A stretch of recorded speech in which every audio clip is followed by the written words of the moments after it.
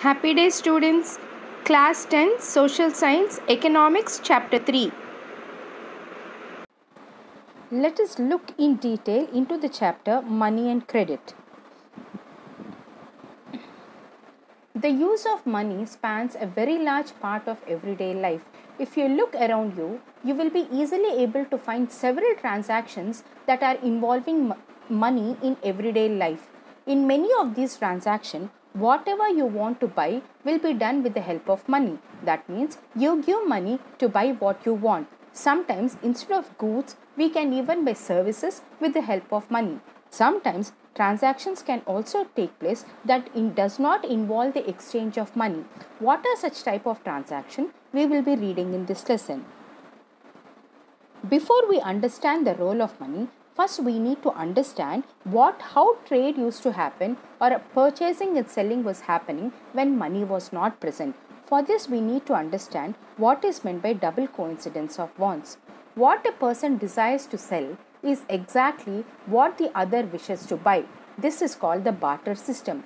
In a barter system where goods are directly exchanged without the use of money, double coincidence of wants is an essential feature. However, this barter system has got certain limitation. First, the other person from whom you want to buy must be willing to buy what you are planning to sell. Only then the purchase can happen. Now let us look at the role of money.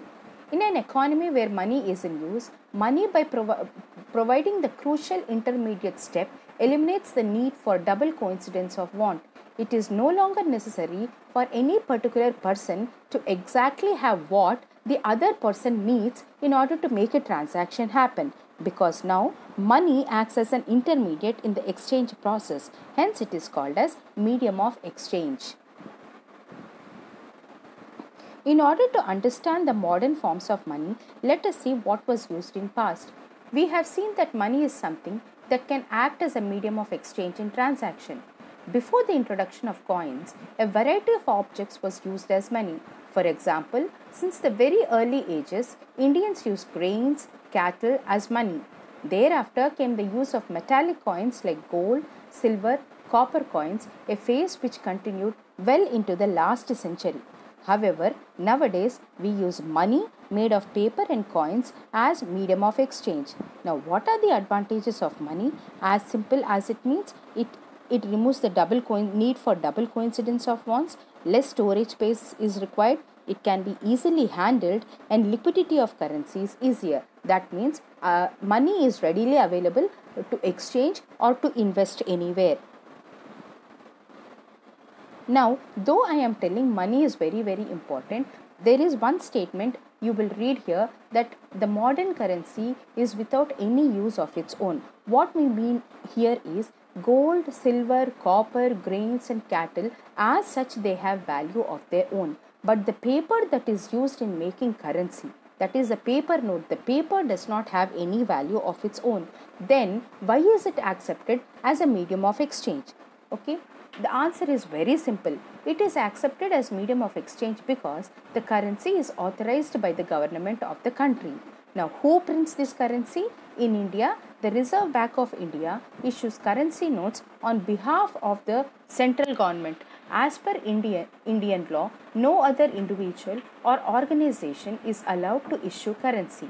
Moreover, the law legalizes the use of rupee as a medium of payment that cannot be refused in settling transactions in India. No individual in India can legally refuse a payment that is made in rupees. Now, whenever we talk of money, the idea of banks come into picture. Now, what is the role played by the banks? The other form in which people hold money is as deposits with bank. At any given point of time, we do not need all the amount of money we have for day-to-day transactions. For example, what I mean is workers who receive their salaries at the end of each month have got extra cash at the beginning of the month. What do people do with this extra cash? We need to keep it in a safe place. They deposit in banks by opening a bank account in their names. Now banks accept these deposits in their name and also pays an amount of interest on the deposits. In this way, people's money is safe, that is point 1, and it also earns an amount of interest. People also have the provision to withdraw the money as and when they require. Since the deposit in the bank accounts can be withdrawn on demand, these deposits are also called as demand deposits. Now, payment can also be made without money and by using check. Now, what is meant by check? A check is a paper instructing the bank to pay a specific amount from the person's account to the person in whose name the check has been issued. Now, here you have an example of a check. Let me enlarge it. Here you see the names of two people, two parties are involved. One is Mr. Salim and another is Mr. Prem Kumar. Now let me tell you the story of Prem Kumar and Mr. Salim. A shoemaker, Mr. Salim, has to make a payment to a leather supplier and writes a check for a specific amount. This means that the shoe manufacturer instructs his bank to pay this amount to the leather supplier. The leather supplier takes this check. The leather supplier is Mr. Prem Kumar. He takes this check and deposits it in his account in the bank. This money is transferred from one bank account to another bank account in a couple of days. The transaction is complete without any payment of cash. Here you see the signature of Mr. Salim at the right bottom corner and Mr. Prem Kumar's name is written next to pay. Left corner of the check on top you see diagonally written account payee. That means Mr. Salim is instructing the bank to transfer an amount of 57,000 from his account into account of Mr. Prem Kumar. Mr. Salim's account number is mentioned in the box above the symbol of State Bank of India. The account of Mr. Prem Kumar will be filled up in another form which Prem will fill up when he goes to bank. This is how a check works.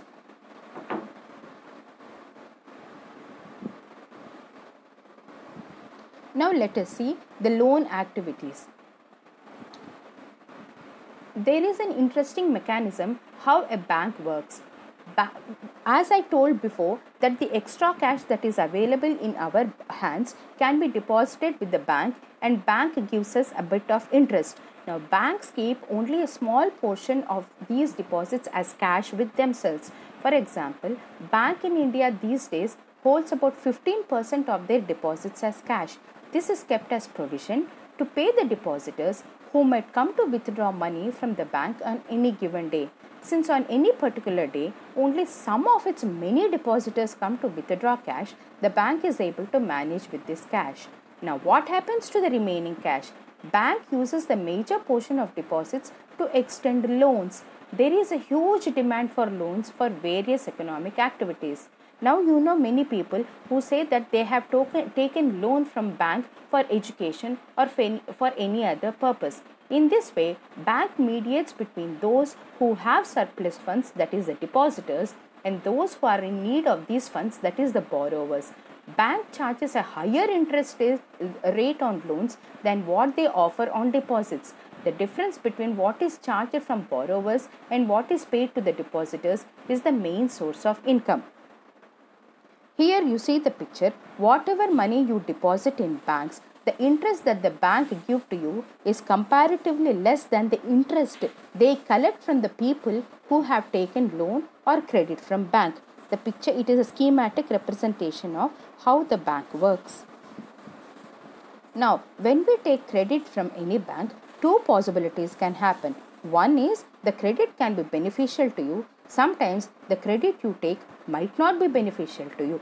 Now, here we take a first example. Okay, now let us see. In a festival season, 2 months from now, and the shoe manufacturer Salim has received an order from a large trader in town for 3,000 pairs of shoes to be delivered in a month's time. To complete production on time, Salim has to hire a few more workers for stitching and pasting work. He has to purchase the raw materials. To meet these expenses, Salim obtains loan from two sources. First is, he asks the leather supplier to supply leather now and promise to pay him later. That is one kind of loan he has taken. Second, he obtains loan in cash from a large trader as advance payment for 1000 pairs of shoes with a promise to deliver the whole order by the end of month. At the end of month, Salim is able to deliver the order, make a good profit and repay the money that had been borrowed. Therefore, in this case, Salim obtains credit to meet the working capital needs of production. The credit helps him to meet the ongoing expense of production, complete the production on time and thereby increase his earning. Therefore, credit plays a vital and positive role in this situation. Let us also look at another example where it is quite reverse. Let us look at Swapna's problem. Swapna is a small farmer, grows groundnut on her 3 acre of land. She takes loan from the money lender to meet the expenses of cultivation, hoping that a harvest would help repay the loan. Midway through the season, the crop is hit by pests and the crop fails. Though Swapna sprays her crops with expensive pesticides, it makes little difference. She is unable to repay the money lender and the debt grows over the year into a large amount because she also has to pay interest to the principal amount she has taken. Next year, Swapna takes a fresh loan for cultivation. It is a normal crop this year, but the earnings are not enough to cover the old loan. She is caught in debt. She has to sell a part of land to pay off the debt. Here you see, credit in this case pushes the borrower into a situation from which recovery is very painful. Whenever credit is taken, there are some things that are called as terms of credit because every loan agreement specifies an interest rate which the borrower must pay to the lender along with the repayment of principal. In addition, lenders may demand collateral, that is what is called security against loan. Once I have said the word collateral, let us see what collateral exactly means. Collateral is an asset that the borrower owns such as land, building, vehicle, livestock, deposits with bank and uses this as a guarantee to a lender until the loan is repaid. If the borrower fails to repay the loan, the lender has the right to sell the asset or collateral to obtain payment. Properties such as land titles, deposits with banks, livestock are common examples of collateral used for borrowing. Now let us look at an example of a house loan taken by a person, Megha. Megha has taken a loan of 5 lakhs from the bank to purchase a house. The annual interest rate on the loan is 12% and the loan is to be repaid in 10 years and monthly installment. That means every month she has to pay an installment. Megha had to submit to the bank documents showing her employment records and the salary before the bank agreed to give her the loan. The bank retained as collateral the papers of the new house which will be returned to Megha only when she repays the entire loan with interest. Therefore, now if you look at it, the loan amount is 5 lakhs. The duration of loan is 10 years. Documents that were taken by the bank are employment records and also the papers that are related to the house. Interest rate is 12% and mode of payment is every month. Collateral is the bank papers and also her employment records. Now, when people are taking loans, it is possible to take loans from two sources. One is a formal sector and one is an informal sector.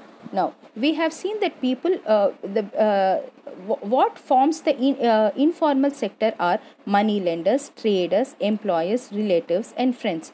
What forms the formal sector is banks and cooperatives. Now, Reserve Bank of India supervises the functioning of formal sources of loan. For example, we see that banks maintain a minimum cash balance as I have mentioned below, which is only 15% out of the deposits they receive.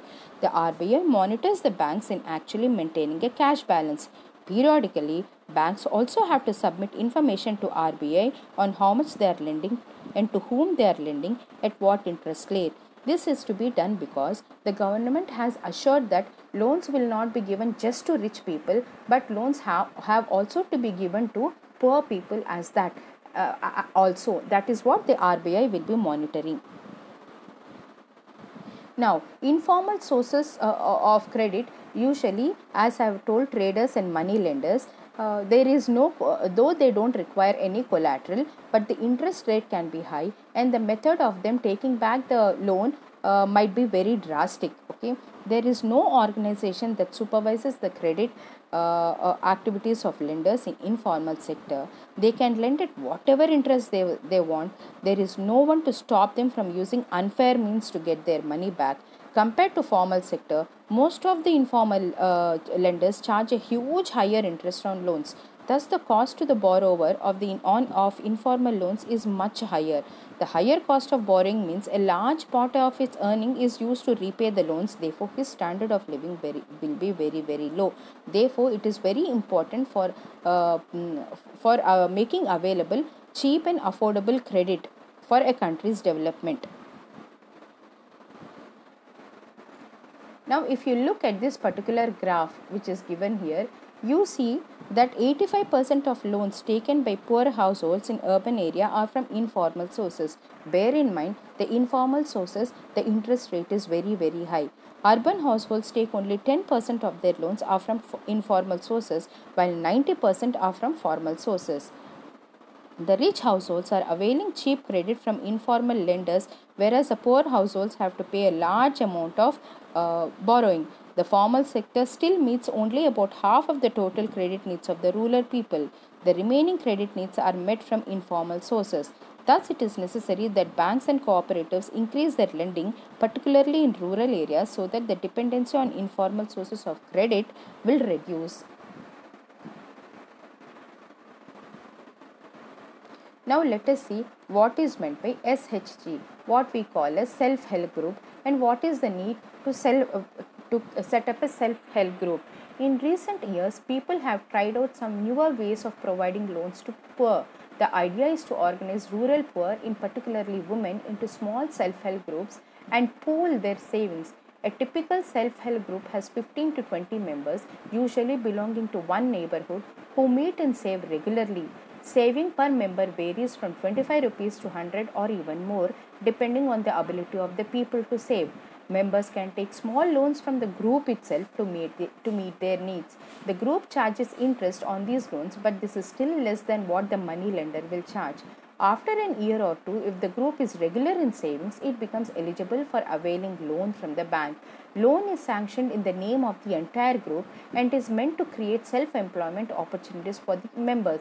For instance, small loans are provided to the members for releasing mortgage land, for meeting working capital needs, for example buying seeds, fertilizers, raw materials, and for housing materials, for acquiring assets like sewing machines, handloom, cattle, etc. Now let us look at one of the example called the Grameen Bank of Bangladesh.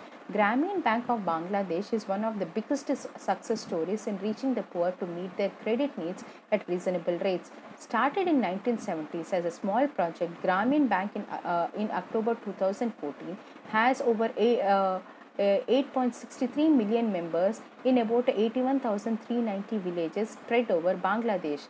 Almost all the borrowers are women and belong to poorest section of society. These borrowers have proved that not only are poor women reliable borrowers, but also they can start and run a variety of small income generating activities successfully. If credit can be made available to the poor people on terms and conditions that are appropriate and reasonable, these millions of small people with their millions of small pursuits can add up to create the biggest developmental wonder. So with this, now why do we need self-help groups? As we told, why we need to make available cheap and affordable credit, the same reasons can be summarized in this. And we have to also bear in mind that nowadays banks are present everywhere. Even when they are present, getting a loan from bank might be little difficult. Okay, the absence of collateral is one of the main reasons why people go to informal sources, because informal sources do not ask for a collateral, but yet the interest rate that is charged is very high, and the techniques that are used by them to collect this amount is not friendly. However, the money lenders charge very high rate, keep no record of transaction. In recent years, people had tried out some newer ways of providing loans to the poor. So with this, we come to the end of the chapter. Read the content that is given in the textbook.